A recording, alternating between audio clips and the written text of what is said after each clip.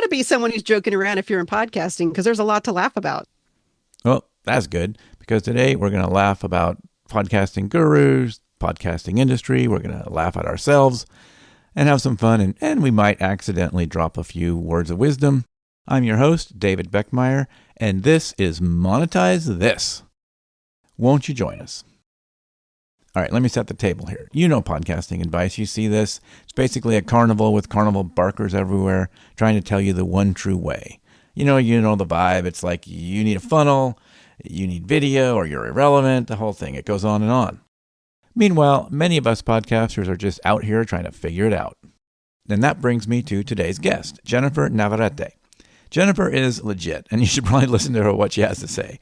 I, on the other hand, pretty much just a goofball trying to figure things out, so I'll be dropping in some audio side-eye because Jennifer is just too nice for this show. Jennifer is a true pioneer in the space. She's the founder of NaPodPoMo and has been producing top-tier audio for nearly 2 decades. But she doesn't just stop at the mic. From organizing the Texas Podcast Conference to setting up social media interview lounges at major events, Jennifer is a powerhouse of community and strategy. Whether you need a professional voice talent, a live streaming expert for your next event, or a discoverability meeting to get your project found, Jennifer has the experience to make it happen. She's helped countless agencies and businesses find their voice, and she can do the same for you. So today you're going to hear Jennifer saying thoughtful, grounded things that often directly contradict every loud guru on the internet. And then you'll hear me dropping in my irreverent nonsense. All right, let's get into it. I think of podcasting and RSS as like the Wild West, and it can be anything you want it to be. You know, it's like, and I think of it like Vegas, and people go to Vegas, and I think Vegas will be exactly what you want it to be. You want to go looking for trouble, you're going to find it. You want to go looking for a good time, you're going to find it. You know, you can want to have a wholesome time, you will find it there too. But it's up to you to make the definition for what you want it to be. And I think that's the real beauty of what podcasting offers because of RSS, because we're not beholden to anyone. You know, we're in control of what we put out, when we put it out, how often we put out, and if we put anything out in the way that we do. No one can stop us. And that really was what got me into podcasting way back in 2005. If podcasting is Vegas, the gurus are the guys handing out club flyers you don't want. Your podcast isn't failing, your mindset is. Align your content pillars, honor the grind, and the audience will come. If you have a community that is impacted by what you do, because you have a mission and message to share with the world, and you're using podcasting as the way to do it, and people are attracted to that because they like your spice and flavor, more power to you. And I'm not a person who cares about big numbers. Big numbers are nice. They're vanity metrics. We all love them. It's impressive. People go, ooh. But are you having impactful conversations? Are you connecting with the people who are your spice and flavor? It doesn't have to be a lot of people. It just has to matter. And I think that's the key that a lot of folks kind of miss, because we feel like we're supposed to chase the numbers, or we're supposed to be really well known. And I would say if you podcasted only for yourself because it gives you joy, then that's success. I think security would be ready to escort you out if you said that at some of these podcasting conferences. This episode is sponsored by Number Daddy, because your self-worth should be quantifiable. Next up, we've got something Jennifer's a little riled up about: the video or die culture.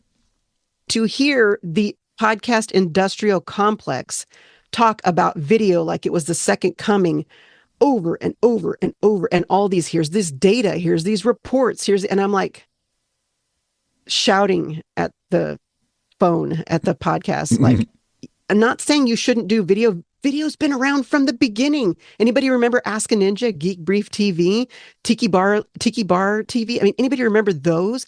Those were video podcasts way back in the early days. So it's not like it's new. Apple Podcasts, you can do video podcasts, Apple Podcasts. Nobody talks about it. No, hardly anybody does it, but you can. So it's not new. And so that was one thing that just drove me freaking nuts, to hear people just over and over. Everybody has to do video. Everybody. And even if they're watching it on YouTube, they're really just hitting play and listening for the most part. We all know this. This is just normal behavior. So that is the one thing that so many times I'm shouting at these gurus talking about how video is the way. And if you don't do video, you're going to fail in do what you want. I think here was the problem. I think a lot of potential podcasters felt intimidated by video because it's scary. It's a big lift. It's double the editing time. It's extra work because is your lighting right? Do you look good? What's your background like? Blah, all that pressure.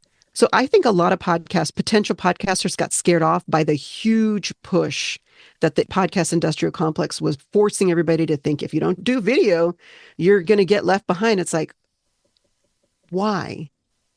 That was so unnecessary. If you want to do it, do it. Great, fabulous. But to feel the unnecessary pressure that you have to do it, it's ridiculous. I love it. Video is amazing, but so is not wanting to shower. Next up, we're going to talk about perfection. And I want to say something slightly uncomfortable and very on brand for this show. Yes, we're about to tell you something that sounds like advice. But I just want to remind you, none of this is instruction. It's all a permission slip. I like to build in public. I like to build the plane and fly it because there's zero pressure. I announce I'm going to do this thing. Will it blend? Will it work out? I have no idea. But why don't you join me on this journey that I'm figuring it out and futzing around and going, oh no, that didn't work. Oh well, tomorrow's another day. And I think giving ourselves permission to just build the plane while flying it, to build in public and invite the potential audience on the journey with us, you might be surprised. I'll give an example of how this worked. In 2021, I had started getting more into blockchain. And I had been in blockchain before, but I'd kind of walked away and I had a friend that had gotten me back into it. And so I was blogging on the blockchain and I was doing microblogs on the blockchain and I was podcasting on the blockchain and I was doing video on the blockchain and doing photos on the blockchain. And, I was doing movement, where you can move to earn and I was playing games, play to earn. And it was kind of cool. And I had been telling people about it and they were like, what? So I thought, well, how can I explain this? And I thought, I should do it on Twitter at the time and use spaces to do it. And I thought, let's see if anybody's interested. And I literally announced, I'm going to go live every day on Spaces and in the afternoon, and we're going to talk about blockchain. And I'm going to have guests who do blockchain come on after we've done a couple of weeks, blah, blah, blah.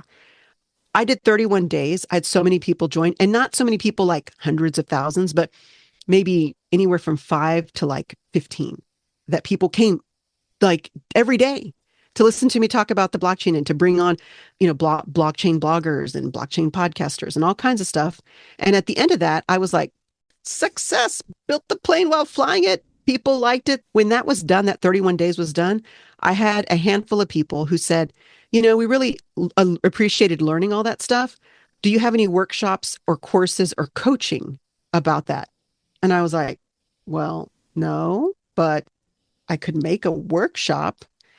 And so I made a workshop. I made several and people paid me to go to the workshops. And it was the craziest thing. So had I not just said, let me build in public, let me try this out and invited people on the journey, them knowing that I'm just figuring this out with them, that would never have happened. You never know what's going to happen when you put yourself out there. And I think a lot of times, going back to what you said about people not podcasting because they were learning about podcasting. And the reality is the best way to learn is to do and stumble and skin your knee and get up and go again and go again. And eventually, if you have the repetition, you find your footing, you find your voice, you figure out who you are. Your community who wants to participate in that or sees it and is interested will find you. And all of a sudden you have an audience that you didn't even know you were going to have. In my case, because of the content I created and the camaraderie and the relationship that I developed over that time, people asked me or told me what they wanted. And so you just never know. What if I hadn't put myself out there? You got to put yourself out there, and it's okay if it's not perfect. Stumble. So that's exactly what we're doing right here, right now. We're doing this in public. We're going forward. We're stumbling along. All right. Next up, let's talk about who podcasting is actually for. I do believe that having an RSS feed gives you the ultimate control. RSS equals freedom, right? Because no one can stop you. If it's your RSS feed that you control, literally no one can stop you. And people can subscribe to you in any manner, form they want to, however they want to, because it doesn't stop anyone. Now, does that mean if you put a video on YouTube that it's not a podcast? But people call that a podcast, even if it's only there. Todd Cochran, the late Todd Cochran, created Vid to Pod and Pod to Vid because he was going to all of these conferences and all of these YouTube creators were calling their show a podcast. And he's like, show me where I can find it on Apple Podcasts and Spotify, and show me where I can find it. And they couldn't find it. And he's like, well, it's not a podcast in the traditional sense. It didn't mean that it wasn't because it was on YouTube. But what he did was they created this way that if you had a video, you could turn it into a podcast. And if you have a podcast, you can turn it into a video. So vid to pod, pod to vid. This is through Blueberry. And there may be other hosting companies that do that. But it was because he saw a need, because he was face to face at all these podcast conferences with all these creators. And he saw that they were discouraged by the fact that they couldn't find their stuff on Apple Podcasts or Spotify. It was only on YouTube. And so he saw something that was lacking, and they created it. And I think he was trying to give them that simple pathway to, yes, having a traditional RSS feed for your podcast. Because again, RSS equals freedom. Here's the thing that I think a lot of folks don't recognize, and why I'm a person who says use the tools, own everything. If you are putting all your stuff on places that you have zero control of, which we all do, again, use the tools, use the platforms, but you don't have anything that you own. How many people have a Facebook only group or Facebook only page or only Instagram or only TikTok, and they don't have their own .com or their own something that they own, or even on the blockchain? Like, you'd be better off on the blockchain because it's immutable. No one can take it away from you. It exists regardless of anything.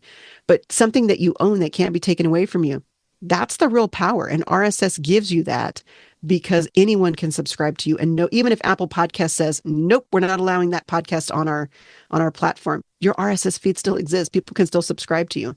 The whole thing, YouTube says, nope, we're not going to allow that over here. It doesn't matter, because you have your RSS feed. It's yours. You can do whatever you want with it. So I think that, to me, the modern day thing that I'm yelling at the at the podcast about podcasting about is they're putting too much hype on things that are good for corporate, but not good for creator. And I know for a fact, because I've been doing this for a really long time, that the corporate aspect has a place. I'm not anti-corporate or anti that, but not to the detriment of the individual indie creator, which I laugh at indie because podcasting, the whole thing is indie originally. But nowadays the term is indie podcaster for the person who just has a mission and message that they want to share with the world. And now they're thinking, I got to do video. I don't want to do video. And now they're thinking, oh, I have to do SEO. Like you said, I've got to do 5 TikToks. They feel all this external pressure, and all they actually have is this mission and message that they want to share with the world. And this external artificial pressure stops them from doing that. To me, that's the biggest crime. And I wish there were more people just saying, do whatever you want. So that's the message. If someone tells you there's only one way to podcast, they're selling something. Podcasting has no rules, metrics or vibes, video is optional, perfection is a cult. RSS is freedom. Jennifer said it kindly. I'm saying it more aggressively. If you've been waiting for permission to make the show you actually want to make, consider this it. And if you've got a favorite guru rule you'd like us to lovingly dismantle, send it to me at monetizethispodcast@gmail.com. That's monetize with a Z, or Z, for you proper English speakers. Also, find us at monetizethispodcast.substack.com. Until then, build the plane, fly it badly. That's podcasting.